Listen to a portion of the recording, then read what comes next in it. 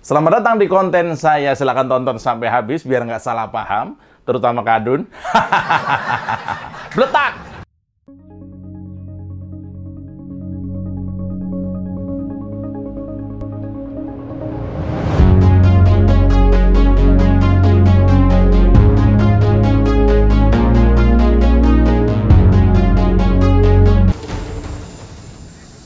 Ya, kemarin saya membaca hasil sebuah lembaga survei nasional yang menyebutkan tingkat kepuasan masyarakat atas kinerja Pak Jokowi itu menembus angka 80%. 80% tembus. Bahkan di Jawa Tengah itu sampai 84%. Masyarakat puas terhadap kinerja Pak Jokowi. Ini edan sih menurut saya. Tersisa kurang dari 2 tahun masa bakti Pak Jokowi, tapi kinerjanya bukannya melempem, malah gaspol banget. Aduh, halo Pak Amin Rais. Jadi ketika Amin Rais doyan banget menyebut Pak Jokowi itu seperti bebek lumpuh, lah malah partainya Amin Rais yang lumpuh. Hati-hati Pak Amin, bahaya. Ya gimana rakyat nggak puas dengan cara Pak Jokowi menangani negara yang majemuk ini. Negara yang punya persoalan dasar nggak pernah tuntas di masa pemerintahan sebelumnya. Pak Jokowi ini punya cara-cara yang beda jauh dalam memberi solusi berbagai masalah pelik dan ruwet di negara yang kaya raya ini. Dan solusi yang dilakukan Pak Jokowi memang unik ya, bersama jajarannya, itu memang terbukti solutif. Terbukti bisa mengatasi masalah yang bahkan negara lain pun mengapresiasi. Ya, meski di dalam negeri tetap dinyinyiri Rizal Ramli. Aduh, ya, Rizal. Ya, memang bisanya cuma nyinyir sih kan. Banyak contoh yang bisa saya ungkapkan bagaimana kemudian Indonesia ini bisa bertahan dari gempuran pandemi, bisa tetap berjaya di tengah resesi global, bisa tetap bagus perekonomian, meski perang Rusia dan Ukraina itu membuat banyak negara kalang kabut. Bagaimana daya beli masyarakat masih tetap tinggi, padahal negara lain itu bingung buat makan. Bagaimana Indonesia ini bisa menjadi negara urutan ke-7 dari 200-an negara yang ekonominya membesar. Selamat datang di Oposisi 69 FM bersama saya, Mas Yopray. Tarik Bambang, sedikit disenggol lapor polisi. Padahal doyan nyenggol tanpa basa-basi. Orang ngebanyol, kau disomasi. Oh sial, semua salah Jokowi. Jadi begini ceritanya bos. Hasil survei terbaru menyebutkan bahwa 80% lebih masyarakat, setidaknya di Pulau Jawa ya, itu puas dengan kinerja Pak Jokowi. Bahkan sampai 84%, khususnya di Jawa Tengah. Ya ini sangat masuk akal menurut saya. Coba bayangkan, di tangan Pak Jokowi dan para menterinya, Indonesia ini bisa mengatasi inflasi dengan cara yang non-konvensional. Yang nggak biasa-biasa aja. Artinya, dengan gaya Pak Jokowi yang kadang unik dan nyentrik dan penuh terobosan, kan tidak mungkin mencari solusi perekonomian yang genting ini cuma ngikutin textbook ekonomi. Ini bukan lagi KKN di desa penari, bos. Apa-apa lihat buku dulu, zaman mahasiswa dulu. Enggak begitu. Tapi ada yang lebih penting, yaitu terobosan dan nyali. Dan itu ada di Pak Jokowi. Terobosan dan nyali. Biasanya kan inflasi itu diatasi dengan kebijakan moneter yang ada dampak negatifnya. Pemerintahan Presiden Jokowi itu mengatasi masalah inflasi ini dengan cara micromanage, tahu nggak? Detil. Nggak cuma pucuknya aja, tapi disisir sampai ke akar-akarnya. Karena Pak Jokowi ini bukan tipe presiden yang malas. Hal-hal detil yang bisa dia jabanin sampai akar masalahnya, dia akan jabanin. Makanya banyak menteri yang nggak kuat kerja, ya jelas keluar dari arena. Ya. Nah, soal ekonomi, Pak Jokowi ini mau dia tuh ribet melihat langsung faktor-faktor penyebab inflasi di lapangan. Nggak ada malas-malasnya nih orang. Nah, contoh nih ya, misalnya masalah transportasi ini misalnya Pak Jokowi itu bisa sampai pada detail bahwa gubernur harus memberi akses dan kemudahan pengadaan truk barang. Misalnya begitu, sampai ke hal-hal seperti itu. Pak Jokowi itu detail sampai apa yang harus dikerjakan di level gubernur. Kenapa begitu? Ya karena gubernur adalah perpanjangan tangan dari presiden, bukan saingan presiden. Kena lagi aja ya.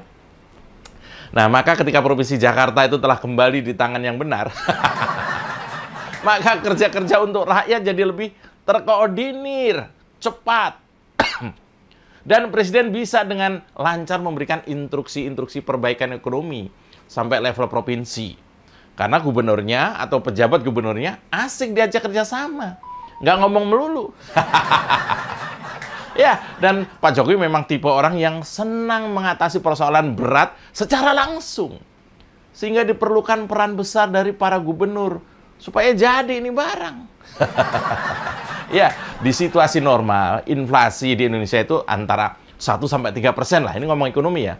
Tapi di situasi dunia seperti saat ini, inflasi kita saat ini ada di angka sekitar 5%. Ini gede apa kecil nih? Sebentar. Dan kita tahu ya, ternyata angka 5% ini adalah angka istimewa loh. Kenapa begitu? Gini, karena memang nggak mudah dalam situasi pasca pandemi mempertahankan inflasi di negara-negara di dunia ini memang perlu kerja keras. Kerja nggak ngasal dari kepala pemerintahan dan jajarannya. Pak Jokowi itu sangat detail urusan ini karena inflasi bergerak nambah atau berkurang 1% saja. Itu dampaknya, akibatnya itu banyak banget buat kita-kita rakyat jelata ini. Provinsi-provinsi yang inflasinya bergerak di atas 5%, gubernurnya langsung dapat perhatian khusus supaya turun tangan, membantu mengendalikan. Nggak kayak zaman dulu lah. Gubernur bisa santai, hahihi karaoke. Sekarang nggak bisa.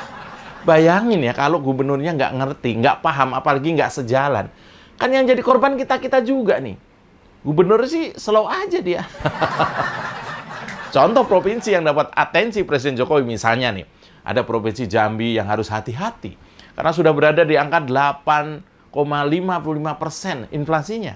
Sumatera Barat itu 8% juga. Bangka Belitung 7%. Riau 7%. Aceh 6,9%. Ya memang di provinsi-provinsi yang agak-agak gimana gitu ya.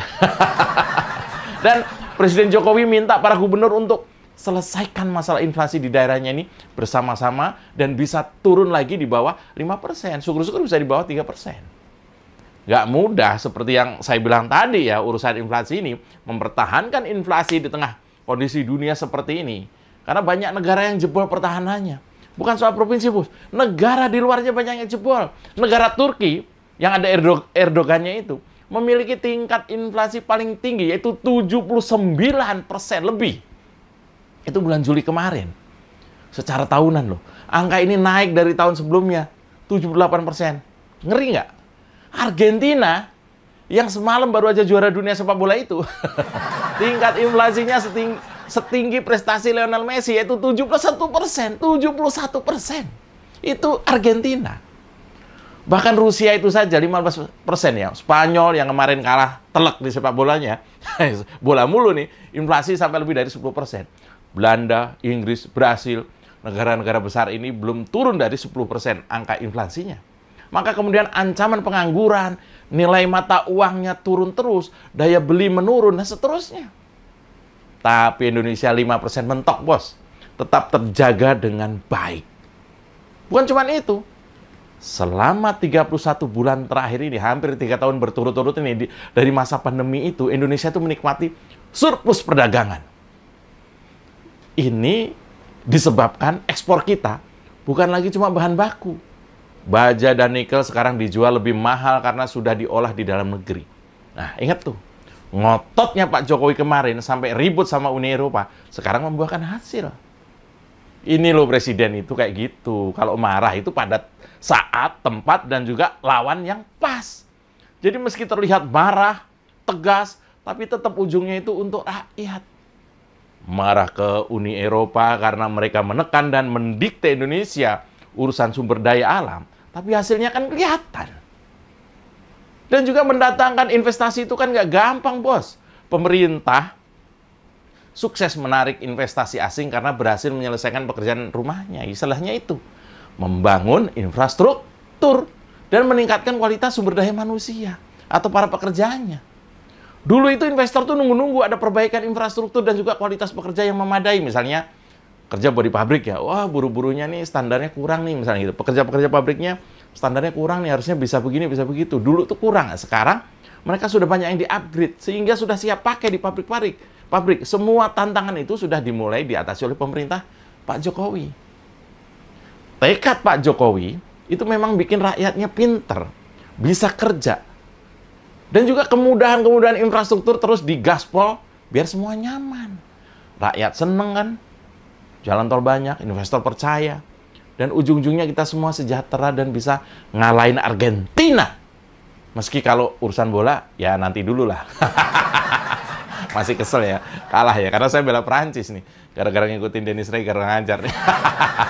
Dan juga soal infrastruktur itu, yang penting buat manufaktur itu bukan cuma ketersediaan jalan tol, bos. Atau jalan provinsi, jalan aja nggak cukup ternyata. Tapi juga ketersediaan listrik yang sekarang melimpah. Juga sekarang itu, kalau mau punya ilmu dan meningkatkan kualitas tenaga kerja lewat reformasi pendidikan dan perbaikan sistem kesehatan, makin mudah loh. Pak Jokowi itu ngasih anggaran besar banget khusus buat dua sektor ini, pendidikan dan kesehatan. Pekerja yang berkualitas harus baik pendidikannya dan juga sehat, maksudnya itu. Pernah dengar pelatihan program prakerja? Pernah nggak? Pernah ikut malah mungkin. Itu ilmunya banyak banget. Bahkan teman saya yang pengen punya keahlian di bidang stand up comedy, ada juga yang ngajarin loh di prakerja itu, dan itu gratis dibiayai pemerintah.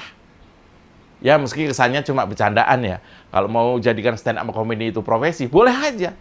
Kan pemerintah kita sedang mendorong ekonomi informal jadi ekonomi formal supaya kesejahteraan rakyat itu khususnya para pekerja itu meningkat. Maksudnya gitu.